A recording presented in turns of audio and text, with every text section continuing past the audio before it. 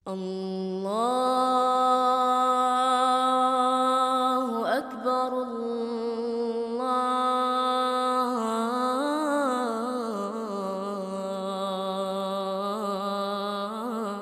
Allahu Akbar. Assalamualaikum warahmatullahi wabarakatuh. Waalaikumsalam warahmatullahi. Alhamdulillahi wa kafa. Wassalatu wassalamu ala nabiyyil mustafa.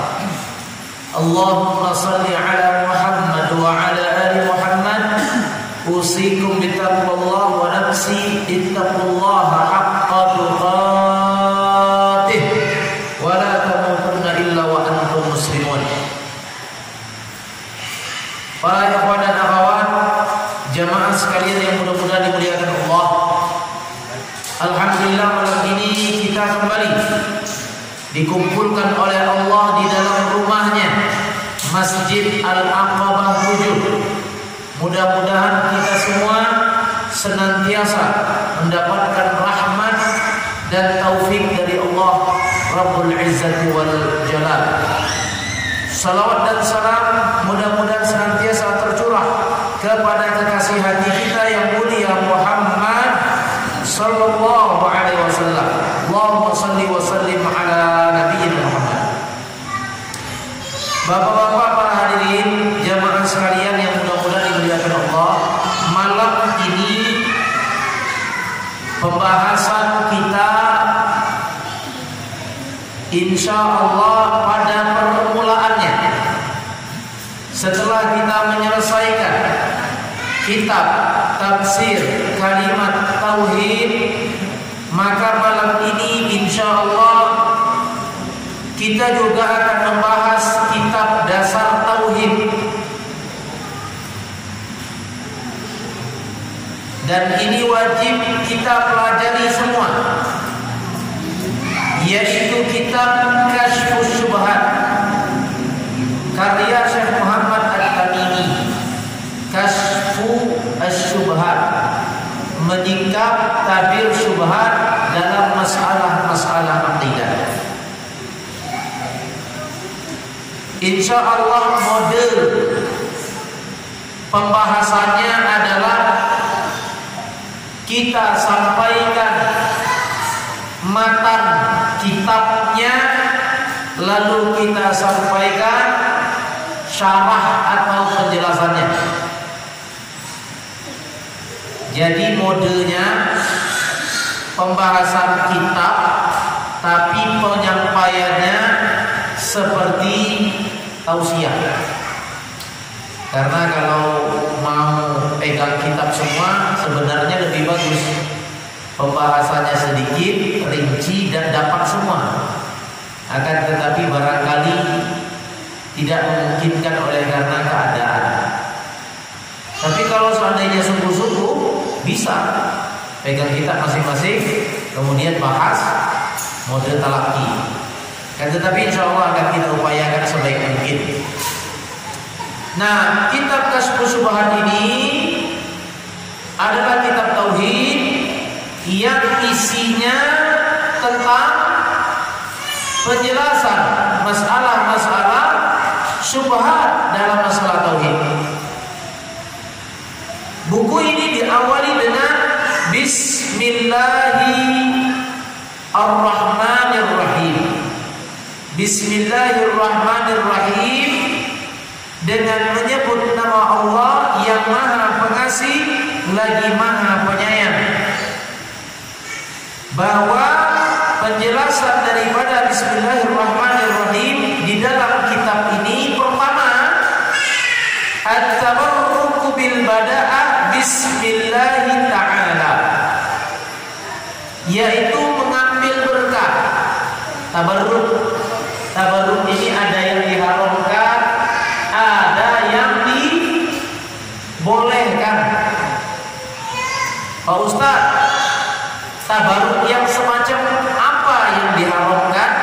Adalah tabarruk yang tidak ada aturan syariatnya. Agama ini kan ada aturan. yang diatur oleh dalil. Ada orang ngambil berkah dari dari tasbih, ada orang ngambil berkah dari bekas air minum kiai. Kan ada yang kayak gitu kan, ngambil berkah dari bekas minum kiai. Bahkan ada orang yang ngambil berkah dengan cara diludahi oleh kiai. Ada. Nah, ini tabarruk yang diharamkan karena tidak ada contohnya, tidak ada dalilnya, tidak ada tuntunannya. Nah, meminta mengambil barokah dengan Bismillahirrahmanirrahim, maka ini adalah berdasarkan kitab Al-Quran dan berdasarkan perbuatan atau sunnah Nabi Muhammad SAW. Kita perhatikan di dalam Al-Quran, semua surat kecuali surat Taubah diawali dengan Bismillahirrahmanirrahim. Maka Syekh Shalih Fauzan berkata bahwa kita menulis dengan diawali dengan Bismillahirrahmanirrahim berarti kita mengikuti metodologi penulisan Al-Quran dalam rangka mengamalkan amalan Al-Quran, mengawali tulisan dengan Bismillah. Bahkan dikatakan tidak berfaedah orang yang menulis sesuatu tanpa Bismillahirrahmanirrahim. Yang kedua, bahwa Rasulullah SAW beliau adalah orang yang suka menulis surat. Di antaranya apa? Surat ke Raja Roma dan Raja Persia. Makanya ketika bangsa Romawi, Kaisar dan Kisra merobek-robek surat yang ditulis oleh Rasulullah SAW, ajakan untuk masuk Islam, Bismillahirrahmanirrahim min Muhammadin Rasulillah sallallahu alaihi wasallam. Dari Nabi Muhammad sallallahu alaihi wasallam, saya mengajak kepada kalian untuk beragama kepada agama Islam, beribadah kepada Allah, beriman kepada Allah, dan seterusnya. Dan diawali dengan Bismillahirrahmanirrahim. Dan itu dirobek oleh Raja Kaisar dan Kisra.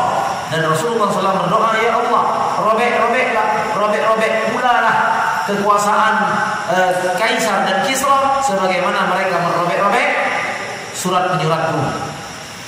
Nah, ini dari Rasulullah SAW. Kemudian keterangan dengan Bismillahirrahmanirrahim ini adalah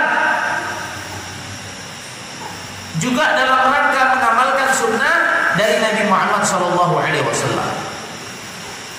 Kemudian i'lam rahimakallah, ketahuilah olehmu semoga Allah merahmatimu.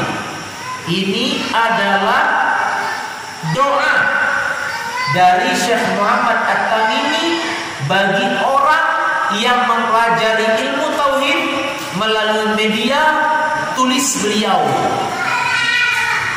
Ketahuilah olehmu semoga Allah merahmatimu. Ini doa seorang guru kepada murid. Ini doa penulis buku kepada yang membaca kitab-kitabnya. Dan doa ini adalah salah satu bentuk akhlak seorang guru kepada murid. Ya, semoga Allah merahmatimu. Nah, ini kita masuk kepada isi kitab. Kalau tadi mukadimahnya, kita masuk kepada isi kitab. Perhatikan, ini isi kitabnya. Matanya berbunyi, Anna tauhid huwa ifradullah subhanahu wa ta'ala bil ibadah wa huwa dinur rusul alladzina arsalahumullahu ila ibadihi. Ini matanya, isi kitabnya. Bahwa sesungguhnya tauhid adalah memurnikan ibadah hanya untuk Allah, dan tauhid adalah agama para utusan yang yang Allah utus mereka kepada para hambanya. Ini kalau dalam bahasa Thalibul Ilmi, matan kitabnya, isi kitabnya itu. Insyaallah pertemuan kita malam ini adalah membahas tentang penjelasan dari isi kitab tadi. Cuma 2 baris. Isi kitabnya 2 baris, tapi syarahnya 4 lembar. Penjelasannya 4 lembar. Ya, kita ulang. Nanti bagi teman-teman yang bertanya, 3 penanya pertama dapat masing-masing 1 buku. Bagus bukunya. Kemudian 1 orang dapat 2 buku apabila bisa menjawab pertanyaan dari pembahasan kita ini. Boleh melihat tulisannya, boleh. Jadi ini adalah hadiah dari hamba Allah, 5 buku ya. Bukunya luar biasa, sangat bagus sekali. Insya Allah diperuntukkan bagi 3 penanya pertama dan seorang yang menjawab. Yang menjawab ini dapat 2 buku. Buku-bukunya bagus. Ada Arba'in Nawawi, matan Arba'in Nawawi dan terjemahan, 40 hadis pilihan. Kemudian Usul Salasah, 3 landasan utama dalam agama Islam. Ini kitab fikih. Kemudian ini bagus juga nih, ucapan sehari-hari yang bernilai ibadah. Ucapan sehari-hari yang dinilai ibadah. Kemudian jangan tinggalkan sunnah pasti binasa. Nah ini juga bagus juga bukunya. Kemudian bergembiralah wahai orang-orang yang sakit. Ya, insya Allah ini bagi yang bertanya. Perhatikan, tadi telah kita sampaikan matanya. Anna tauhid ifradullah bil ibadah wa huwa dinur rusul alladzina arsalahumullahu ila ibadihi. Bahwa tauhid adalah memurnikan ibadah hanya kepada Allah. Yang tauhid itu adalah agama para utusan yang Allah utus mereka kepada para hambanya. Bapak-bapak sekalian, ini sangat penting sekali karena ini merupakan inti dasar agama kita. Pokok agama Islam itu tauhid. Maka ini pembahasan kita. Mudah-mudahan diperhatikan. Yang pertama, bahwa lafaz matanya berbunyi tauhid adalah memurnikan ibadah hanya kepada Allah. Bahwa tauhid ini maknanya an ta'budallaha wahdah wa la tusyriku bihi syai'an wa tufarriduhu wahdahu bil ibadati mahabbatan wa ta'ziman wa ruhbatan wa ruhbatan. Yang namanya tauhid adalah engkau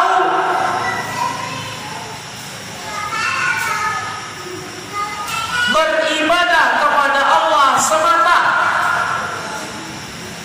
dan engkau tidak berbuat syirik.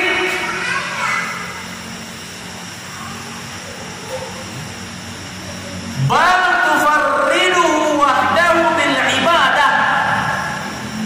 Bahkan engkau hanya mengibadahinya dengan dasar cinta, takut,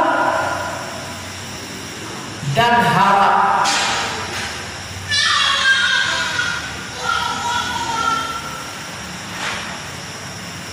Bapak-bapak sekalian,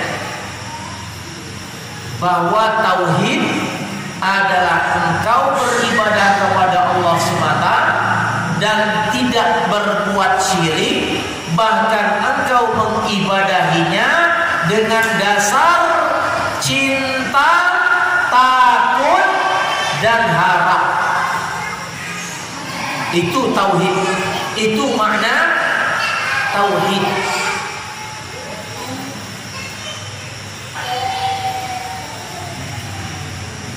Kita melihat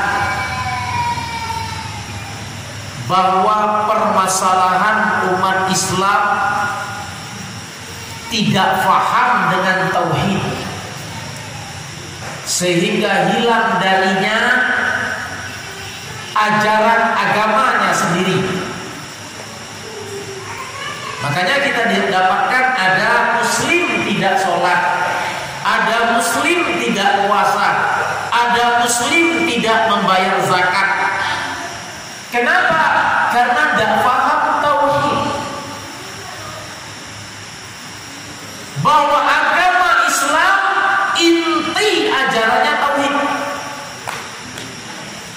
Mohon maaf, kalau kita baca Al-Quran,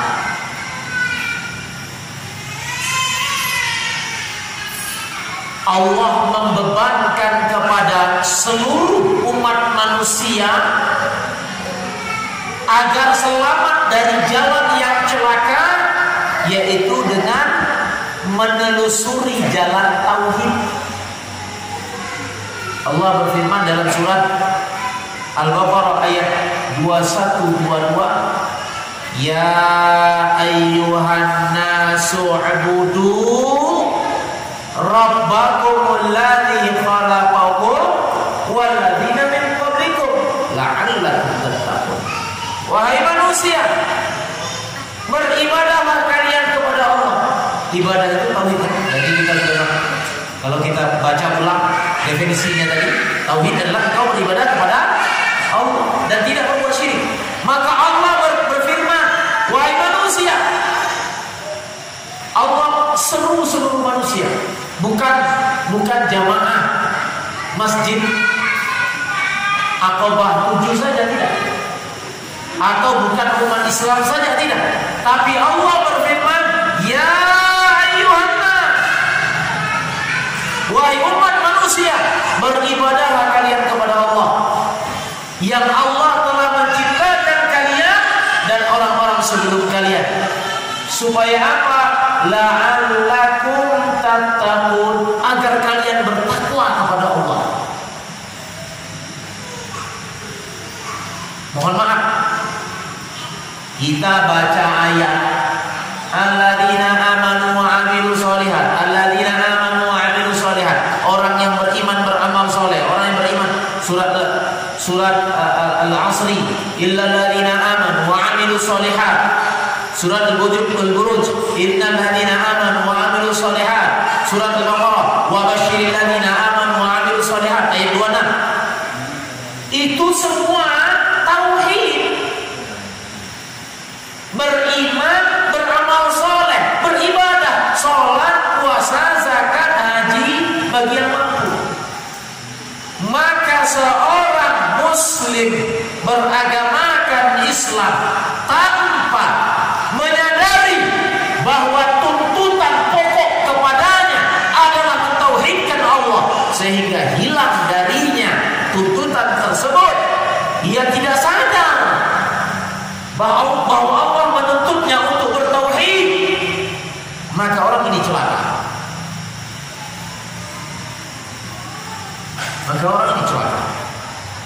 Tidakkah kita telah membaca firman Allah yang mulia, wa minan nasi man yaqulu amanna billah wa bil yawmil akhir wa ma hum bimu'minin. Banyak orang mengaku beriman, lalu Allah katakan mereka bukan orang yang beriman. Al-Baqarah ayat 8. Ada manusia mengaku, ya Allah kami beriman, lalu Allah katakan kalian bukan beriman, bukan orang yang beriman. Kenapa? Karena tidak beramal dengan tauhid, tidak ada ibadah dalam kehidupannya. Ustaz sering ulang-ulang, kalau di Indonesia ini ada sensus lembaga, sensus sholat. mencapai angka berapakah umat Islam yang melaksanakan sholat? Sampai 50? Tidak yakin. Rasa-rasanya kurang yakin kita. Karena kalau kita sensus secara parsial saja, hasilnya ada. Kalau kita sensus secara parsial saja, hasilnya jauh dan sial. Iya kan? Kita sensus secara parsial, hasilnya sial. Kenapa? Secara zahir, secara kasat mata, banyaklah yang tidak sholat dibanding yang sholat. Lalu bagaimana kalau ada sensus, lembaga sensus resmi yang mendata seluruh umat Islam berapa persen yang sholat, berapa persen yang tidak sholat? Ini akibat tidak paham tauhid. Nabi diutus, Nabi Muhammad diutus, kenapa? Kenapa Nabi diciptakan oleh Allah Muhammad ibnu Abdillah, kemudian ditugaskan kepadanya untuk menyampaikan risalah wahyu. Tujuan satu-satunya adalah mengajak umat manusia beriman, beribadah kepada Allah. Az-Zariyat 56. Tidak aku ciptakan jin dan manusia kecuali agar beribadah kepadaku. Al-Anbiya 25. Tidak aku utus seorang utusan sebelum engkau Muhammad kecuali kami wahyukan kepada mereka agar beribadah kepadaku. Ibadah. Islam itu tidak neko-neko.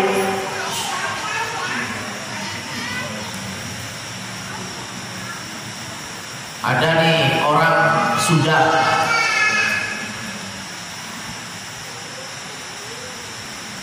berpikir moderat. Muslim yang haram hukumnya berpikir moderat ya. Berpikir moderat itu bagaimana? Bahwa ketika orang kafir menguasai informasi, kemudian umat Islam harus menguasai informasi. Ketika orang kafir menguasai ekonomi, kemudian umat Islam harus menguasai ekonomi. Ini pikirannya moderat. Tidak benar itu. Ingat, ketika Nabi Ibrahim, Nabi Muhammad SAW tidur, berbekas di pipinya pelepah kurma. Kemudian datang Umar bin Khattab, ya Rasulullah, menangis dia. Wahai Umar, kenapa engkau menangis? Keadaanmu seperti ini ya Rasulullah. Engkau adalah kekasih Allah, sedangkan mereka raja Roma, kafir, berdiri di atas permadani yang empuk. Lalu apa kata Rasulullah? Wah, ya Umar. Wahai Umar, tidakkah kau reda mereka bersenang-senang dengan kehidupan dunia, sedangkan kita bersenang-senang dengan kehidupan akhirat? Jadi cara berpikirnya itu tidak boleh berat. Harus kita sesuai dengan akidah yang diletakkan oleh agama kita. Kejayaan umat Islam adalah ketika kita beriman, beribadah kepada Allah, husnul khatimah. Itu Islam. Itu Islam. Itu Islam yang sesungguhnya. Kita lihat ketika Rasulullah 10 tahun di kota Mekah, banyak umat Islam mati di saat dibantai. Abu Yasir dibunuh oleh Umayyah bin Khalaf, Abu Jahal, Abu Lahab.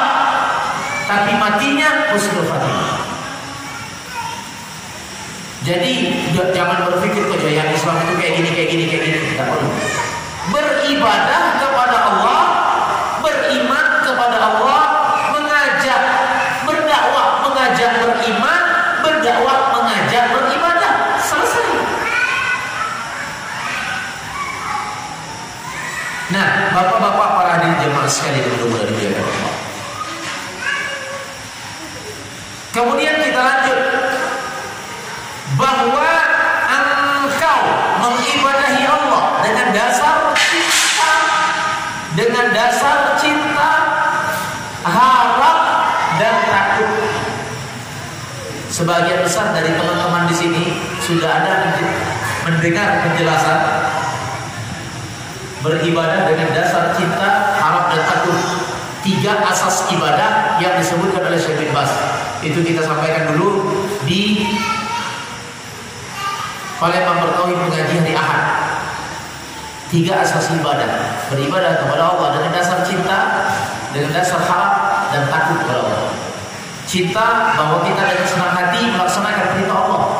Dengan hati yang ridha, dengan hati yang bahagia, kita sholat, kita puasa, kita naik haji. Dengan hati yang bahagia, kita takut kepada Allah, bahwa beribadah dengan dasar takut, bahwa kita sholat karena takut dilempar ke dalam api neraka. Sebagaimana dalam kitab Al-Mudaththir Allah berfirman, qalu ma salakakum fi saqar, qalu lam naku minal musallin. Malaikat bertanya kepada penduduk neraka, apa yang menyebabkan kalian masuk ke dalam api neraka saqar? Lalu mereka menjawab, qalu lam naku minal musallin, karena kami dulu tidak sholat. Maka kita beribadah kepada Allah karena takut dari azab. Kemudian kita beribadah kepada Allah dengan berharap masuk surga. Kita sholat berharap masuk surga. Kita bersedekah berharap pahala. Dan itu yang digambarkan oleh Allah dalam Al-Quran. Orang beriman beramal soleh masuk surga. Jadi beribadah kepada Allah dengan dasar cinta, harap dan takut. Tidak sempurna ibadah kita kecuali dengan tiga asas tersebut. Ya. Nah, kemudian bapak-bapak para hadirin,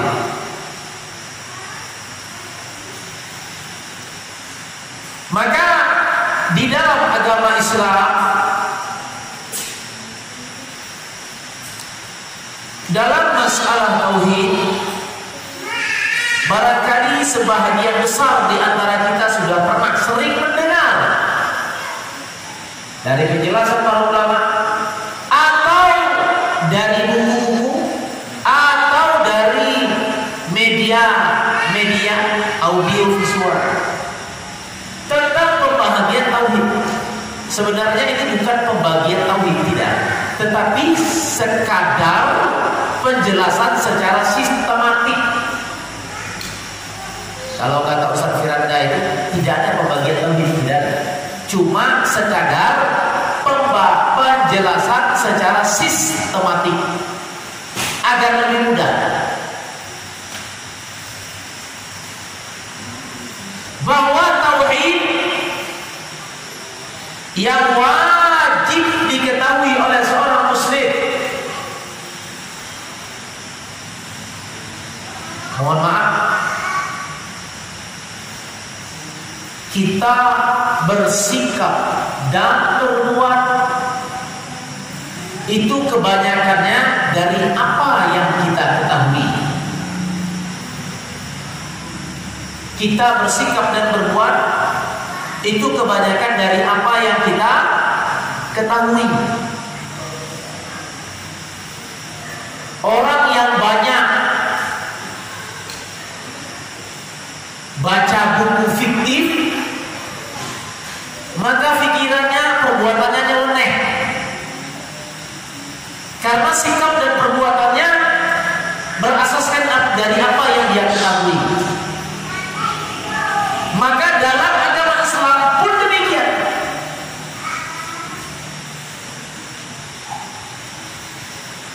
Dalam kita menjalankan agama ini, agama Islam kita ini, ketika kita mengetahui makna agama Islam dengan benar, maka insya Allah sikap dan perbuatan kita pun itu benar.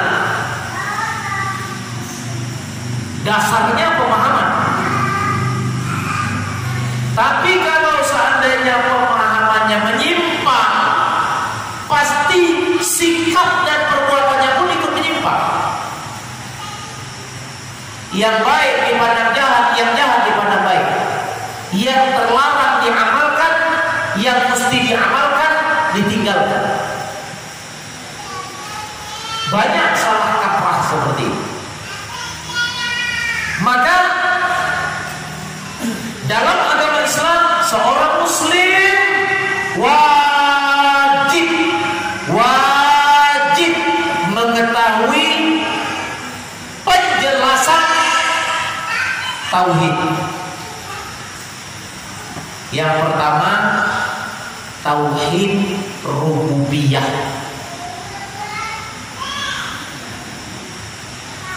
Ini wajib kita semua tahu. Apa itu tauhid rububiyah? Tauhid rububiyah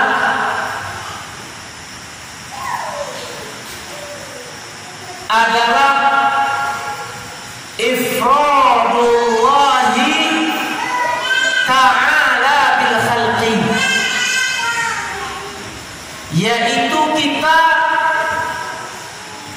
mengesahkan Allah dengan penciptaan. Maksudnya apa itu Pak Ustaz? Mengesahkan Allah dengan penciptaan, bahwa wajib kita menancapkan keyakinan di dalam hati kita, Zat yang Maha Menciptakan adalah Rabbul Izzati wal Jalal, Allah Subhanahu wa Ta'ala. Allah Subhanahu wa Ta'ala berfirman dalam surat Az-Zumar ayat 62, Allahu khaliqu kulli syai'in. Allah adalah Zat yang menciptakan segala sesuatu. Perhatikan, mohon menjadi perhatian bagi kita semua. Surat Zumar ayat 62, Allah berfirman, Allahu khaliqu kulli syai'. Allah yang menciptakan segala sesuatu. Ingat, ingat. Ketika ditanya,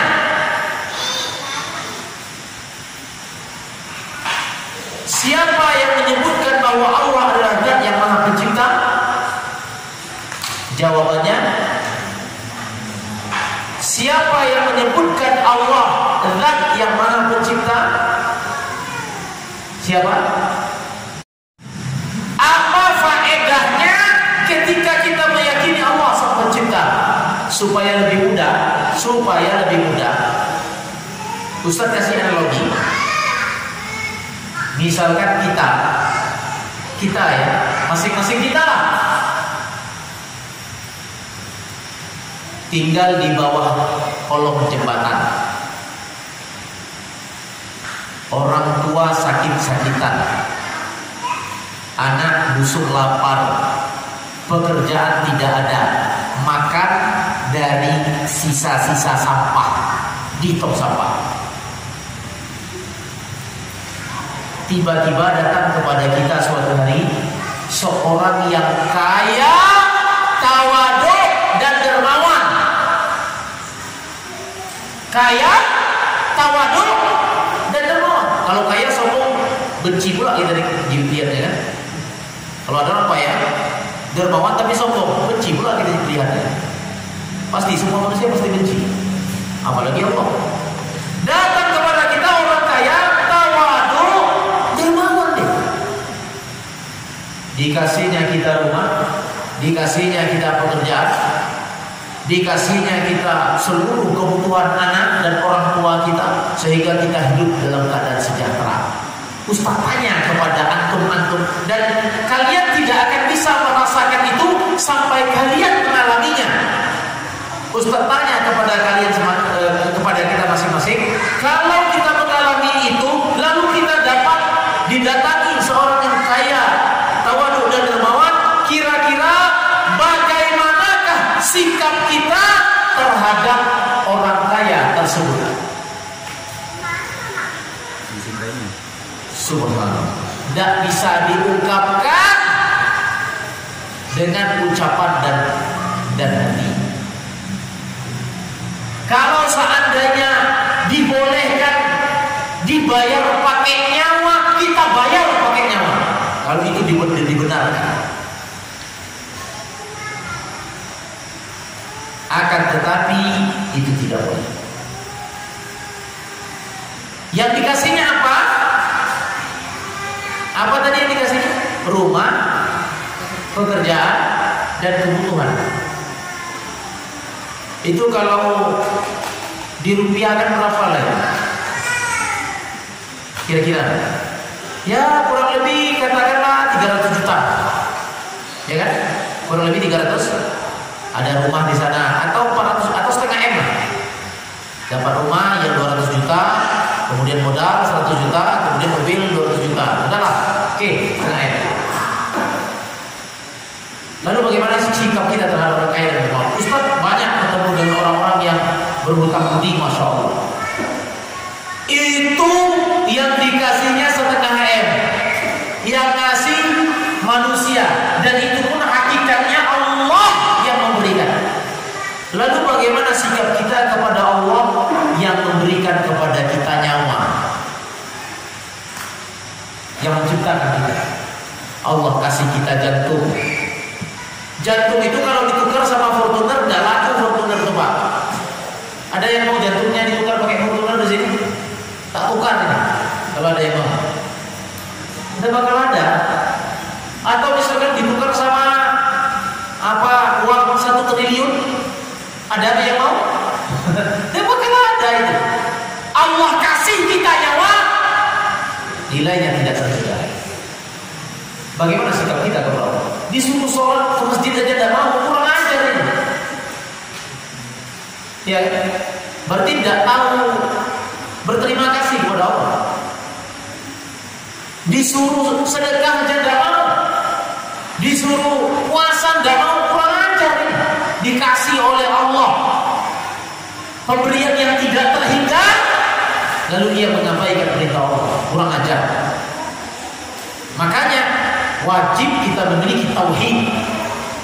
Kita memahami tauhid rububiyah, bahwa Allah zat yang maha menciptakan.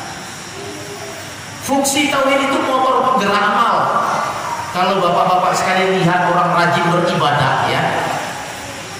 Kalau bapak-bapak sekalian lihat orang rajin ibadah, tapi tidak ada tauhid, itu para ulama katakan ibarat pohon, rantingnya subur, daunnya subur, buahnya banyak, akan tetapi akarnya rapuh. Tidak lama diterpangin mati. Makanya kita lihat orang-orang yang misalkan minum minuman keras, judi, tiba-tiba sadar, taubat, kemudian banyak sholat, banyak puasa, banyak ini, banyak ibadah, tapi tidak ada ilmu, tumbang lagi. Tauhid, motor penggerak amal. Kalau kita baca kisah para sahabat,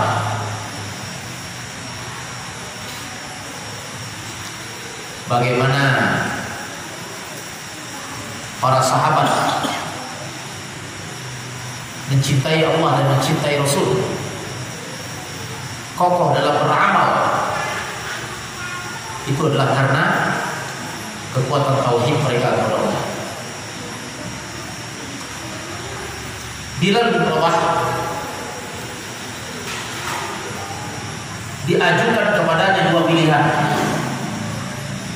oleh Umayyah bin Khalaf. Pilihan pertama, masuk lagi dalam agama kafir dan selamat dari siksaan Umayyah bin Khalaf. Pilihan kedua, tetap dalam agama Muhammad tapi dibunuh. Apa jawaban Bilal?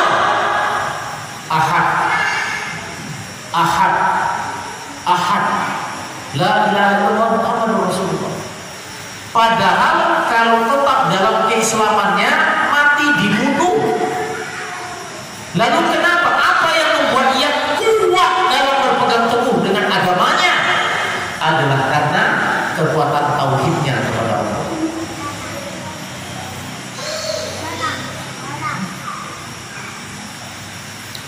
Ini sebagai bahan analogi saja, bapak-bapak sekalian.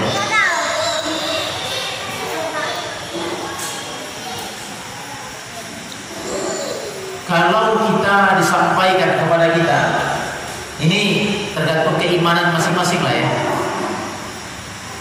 Kalau disampaikan kepada kita suatu amalan, berikut keutamaannya. Kalau disampaikan kepada kita suatu amalan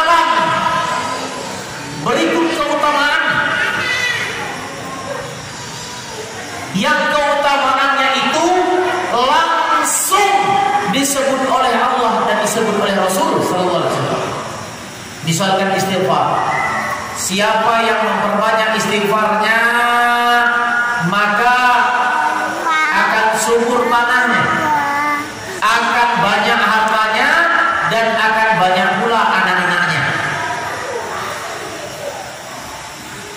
Siapa yang beristighfar, subur tanahnya, banyak hartanya, banyak anak-anak, amalan dan keutamaan. Tetapi amalan itu dan keutamaan itu difirmankan oleh Allah. Surat Nuh ayat 10. Faqul astaghfiru rabbakum innahu kana ghaffara yursilis samaa'a 'alaikum midrara yumdidkum bi amwalin wa banin.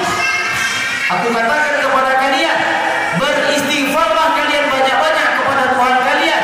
Niscaya Allah akan kirimkan kepada kalian awan yang mengandung hujan, dan Allah akan memperbanyak harta kalian, dan Allah akan memperbanyak anak-anak kalian. Siapa yang mengatakan itu? Allah. Maka tatkala seorang muslim dengan keyakinannya yang kuat, dengan tauhidnya kepada Allah, dia akan benar-benar dan sungguh-sungguh akan mengamalkan itu. Tauhid. Kalau tidak kuat tauhid kita, ngapain kita sholat? Sholat maghrib, sholat subuh, ngapain coba? Daripada sholat subuh mendingan tidur di rumah. Kalau bukan karena kekuatan tauhid kita kepada Allah, ngapain kita sholat? Mendingan gak usah sholat. Karena kita yakin kepada Allah Rabbul Izzati wal Jalal. Allah yang perintahkan kita sholat. Kalau bukan karena tauhid, ngapain kita sholat? Nah, bapak-bapak, para hadirin jemaah sekalian yang mudah-mudahan dirahmati dan dimuliakan Allah, tauhid rububiyah kita bangkitkan gairah keimanan kita dan ibadah kita kepada Allah dengan keyakinan yang benar, dengan mentauhidkan Allah Subhanahu wa ta'ala.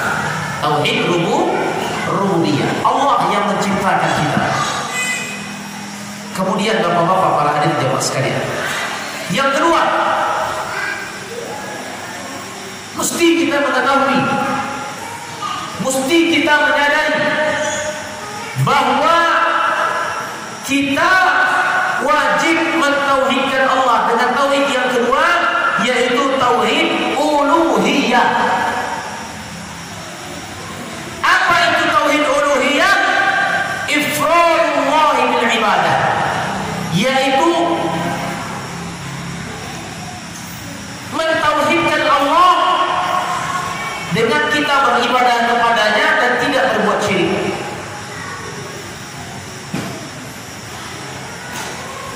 Mohon maaf,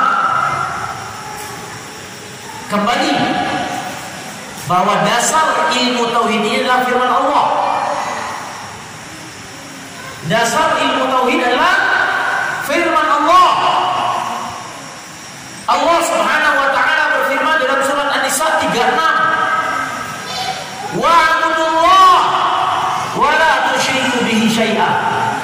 Hendaklah kalian beribadah kepada Allah, jangan berbuat syirik. Jangan berbuat syirik. Jadi An-Nisa 36 perintah beribadah.